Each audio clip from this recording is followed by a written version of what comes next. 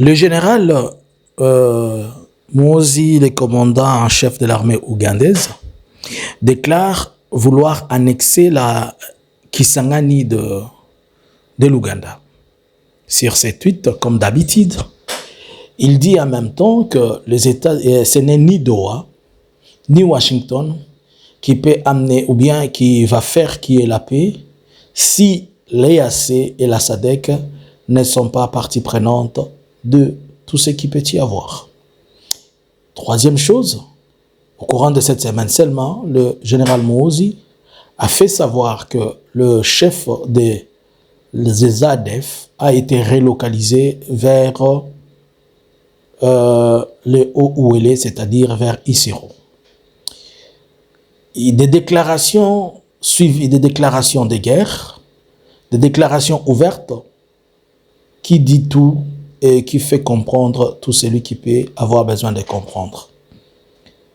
La question, Félix pense que l'expression Machi Amumenu ne s'applique que chez lui, avec ses frères, et que les autres n'ont pas l'air Machi Amumenu, ou bien faudra-t-il qu'on lui rappelle qu'il y a aussi Muhoozi qui a un Machi Amumenu, et que si le Machi Amumenu de Muhoozi est en conflit avec Félix, cela veut dire que automatiquement, une partie de ce Machi Amumenu prend part dans les conflits directement sans pour autant le dire. Est-ce nous qui voyons les choses de cette manière-là et qui devons rappeler ça au président, ou bien le président Félix nous roule dans la farine, il se moque de nous, il se joue de nous, connaissant ce qui est en train de se passer. Voilà pourquoi il continue à multiplier des incidents et continue à multiplier des choses pour une désorientation mentale, psychologique et surtout visionnaire, si on peut le dire, pour tous ceux qui ont des esprits faibles, comme ceux de l'IDPS, qui ont dit et qui déclarent que l'OTAN, que la RDC fait partie désormais de l'OTAN. Bonjour, bonsoir. Analysons Congo, vous salue de partout, vous êtes en train de les suivre à pareil moment. Nous, c'est Analysons Congo, comme vous le savez. Nous venons analyser au quotidien la situation de la République démocratique du Congo, en mettant l'accent sur tout ce qui est politique, économique, social, culturel, dans la région des Grands Lacs. Pour ceux qui ne me connaissent pas, on m'appelle Kamanyelo Kelekalo Salwambalo Ampoto. C'est mon nom, Jean-Luc. Je suis serviteur de Dieu, pour ceux qui le savent, et prophète du ministère, mais ici j'agis en qualité d'analyste politique. C'est ma spécialité. Et quelque part, je dirais pour les gens qui connaissent, ma profession étant un ancien des organisations internationales, étant aussi expert dans les domaines et plusieurs fois consultant des ONG internationaux et aujourd'hui visionnaire de CRL, qui veut dire Christ Réveil Libération dans les mondes, dans les cadres du ministère.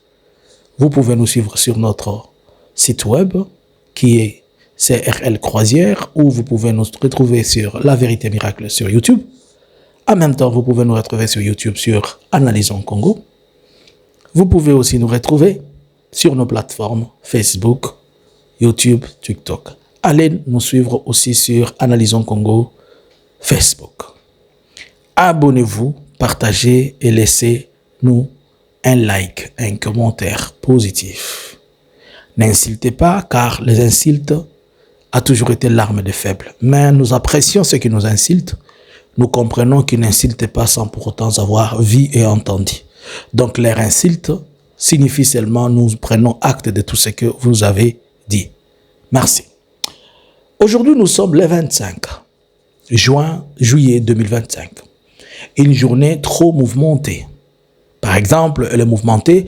Pourquoi? Puisque Kinshasa s'est décidé d'organiser un procès contre Joseph Kabila Kabange. Et moi, je me pose la question, et allons un peu dans les scénarios de ces procès. Aujourd'hui, il va y avoir un procès, la cour ou bien l'auditeur va dire, il ouvre le procès contre le plaignant XY, on lit tout ce qui est administratif, machin. Nous avons envoyé, on voit le plaignant à la barre, l'accusé à la barre, c'est l'État qui accuse et le plaignant accuse. Les avocats de l'État vont venir là. L'accusé, il n'a pas de personne, il n'y a pas non plus des avocats, il n'y a pas sa défense, on dit, on constate. Et après quelques temps la République condamne pour autant d'années M. Joseph Kabila Kabange, après l'avoir envoyé plusieurs fois, il ne s'est pas représenté. Ainsi donc, la Cour se décide, machin, pam, 20 ans, 30 ans ou un siècle jusqu'à l'arrivée de Jésus-Christ. Boum, et le procès est fait. C'est comme ça que le scénario va se passer. Mais ce scénario, c'est un scénario de la honte. C'est un scénario qui amène tout le monde à comprendre que des problèmes aussi importants et sérieux dont le gouvernement devait traiter, il est en train de nous amener et nous rouler en bâton. Par exemple, nous apprenons que la cause majeure, et ça nous mettons entre parenthèses, que parmi les choses qui ont fait que Kiaboula puisse rentrer, il paraît que Kiaboula est un actionnaire majoritaire dans une entreprise qui est entre lui et Mama Marthe. Et dans cette entreprise, Kiaboula possède lui seul 55% des parts. Ainsi donc, Mama Marthe n'a que 45%. Et tant que Kiaboula est absent, cette entreprise, elle est totalement appartenant à Kiaboula. Ainsi donc, Mama Marthe a fait pression sur Félix, lui montrant que Kiaboula connaissait un peu trop. S'il partait, c'est un grand danger pour la famille. Et notamment, vous comprenez que Félix ne sert que sa famille. C'est pour des questions de famille que Kiaboula est rentré. Et c'est pour question des intérêts de Mama Marthe, lui disant aussi à propos de cette entreprise. Là, vous comprenez encore, comme je vous l'ai toujours dit, que Félix ne se sert que lui-même avec sa famille. Et la RDC, il s'en fiche. D'ailleurs, je vous rappelle encore, vous l'avez jamais voté. Je vous rappelle encore, c'est vous qui cherchez à ce qu'il parte. Alors, qu'est-ce qui va vous servir? De quoi va-t-il vous donner? L'unique problème et l'unique préoccupation, c'est que vous n'accélérez pas les choses. Si nous accélérons, le monsieur, c'est un bébé gâté de sa maman. Jusqu'aujourd'hui, sa maman de 83 ans, c'est elle qui lui dit des choses à faire. Et Kiaboula qui a accepté de rentrer, pour moi, je trouve, et je pense encore une seconde fois, que même si tel est le cas, Kiaboula, moi, j'étais déjà conjugué au passé. Je sais que, qu'il te plaise, même pas aujourd'hui, même demain, Kiaboula, nous allons apprendre d'une manière ou d'une autre que tu as été déclassé de plusieurs façons. Pendant qu'il y a des problèmes les plus importants auxquels Monsieur le Président devait fixer les yeux, il est en train de nous distraire. Il y a un autre procès de son complice, Constant Moutamba. Il y a aujourd'hui, on amène encore un autre procès de Kabila pour essayer de bouger ou distraire l'opinion. Et là, Mouozi nous fait comprendre qu'il va annexer Kisangani. Le même Mouozi qui, il n'y a pas un mois, il était à Kinshasa et il a dit à Félix que non, t'inquiète, tout va bien se passer. De son retour, il a fait des menaces sur le gouvernement congolais en disant que si vous attaquez les M23 dans le Sud Kivu, nous allons étendre nos zones d'action. Avant que peut-être les gens les comprennent, aujourd'hui, il menace encore Kisangani. Ce n'est pas pour la première fois qu'il menace Kisangani. Ce n'est pas pour la deuxième fois. Mais ce qui est important pour le moment, il dit qu'il doit annexer Kisangani. Qu'est-ce que cela veut dire? Si Mouozi déclare qu'il va annexer Kisangani, cela veut dire que l'Ouganda a des intérêts à annexer Kisangani. Qui d'autre a annexé une autre partie et dont on n'a pas parlé de lui? Kagame l'a dit dans ses discours que lui n'a pas signé des accords de paix avec Félix. C'est autre chose. Mais ils ont signé un accord de partage de minéraux. Et surtout, est-ce que c'est lui qui avait demandé Félix d'amener ses minéraux? Donc, si Kagame s'est retrouvé, l'Ouganda ne s'est pas retrouvé, l'Ouganda a l'obligation de pouvoir faire ses pressions. Et il ajoute, il dit que ni Doha, ni Washington ne pourra résoudre tant que les 9 voisins de la République démocratique du Congo ne sont pas impliqués. C'est comme qui dire à Félix, va signer ce que tu vas signer. C'est ton problème. Mais Mouozi rejoint politiquement la réponse à la question où ce que Kagame a dit. L'applicabilité des choses ne dépend pas des États-Unis. Ça dépend de nous qui sommes sur le terrain. Et Mouozi le dit, si les 9 voisins, c'est-à-dire l'EAC, qui comprend l'Ouganda, la Tanzanie, le Burundi, la RDC, le Kenya et le Rwanda ne sont pas impliqués et si le pays de la SADC, notamment Angola, Zimbabwe, Afrique du Sud, Namibie, Tanzanie et que sais-je encore, ne sont pas impliqués dans ce que vous êtes en train de faire, il n'y aura pas de solution.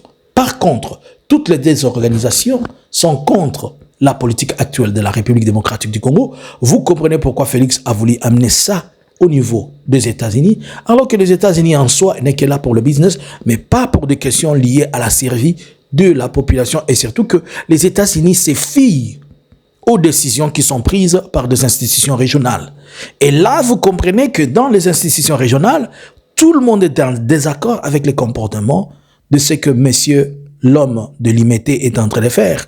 L'homme de Tshilé-Gelou est en train d'appliquer la politique tshilé-géloise comme si c'était la politique la plus meilleure par rapport à un pays qui se retrouve dans un gouffre et qui a besoin d'un souffle pour le sortir de là.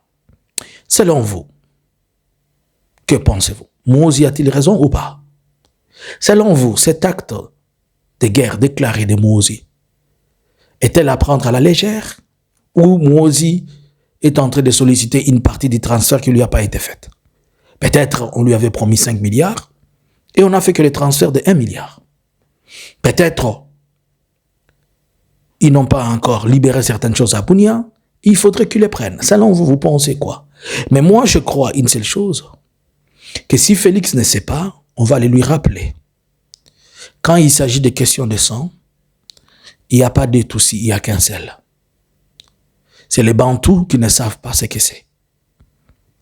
Et Museveni, même si tu dors avec lui dans un même lit, si c'est un problème lié à Kagame, il va se tourner contre toi. Pourquoi notre gouvernement ne veut pas être sérieux et ne veut pas nous faire comprendre qu'à part ce que nous sommes en train de courir, nous avons un autre ennemi qui s'appelle l'Ouganda. Si donc le président Félix continue à rendre l'Ouganda le sein de la situation, cela veut dire que Félix continue à nous menacer avec son allié l'Ouganda. Et si donc l'Ouganda est aussi allié au M23 et que Félix fait partie des alliés, cela veut dire que c'est lui qui nous agresse dans la partie Est. Il s'appelle Félix. Je vous l'avais dit que Félix est membre par entière de l'Alliance Fleuve Congo M23, vous n'avez pas compris. Regardez-moi cette similitude et ce triangle. Museveni allié, Museveni et Kagame sont un. Félix dit que Kagame nous fait la guerre. Si Museveni et Kagame sont un et que Kagame nous fait la guerre, cela veut dire que Museveni nous fait la guerre. Et si Museveni nous fait la guerre et que Museveni est ami à Félix, cela veut dire que c'est Félix qui nous fait la guerre avec ses amis. Et si Museveni est connecté au Rwanda et que le Rwanda est connecté à l'M23 et AFC et que l'AFC est connecté à l'Ouganda, cela veut dire que d'office, Félix aussi fait partie de l'Alliance Fleuve Congo M23 et cela veut dire que Félix est l'une des personnes qui nous insécurise. Donc, comme on l'a dit, que Félix est le problème. Mais ici, il n'est pas la solution, mais il est le problème qu'il faut dégager pour trouver solution. Que pensez-vous? Bonjour, bonsoir.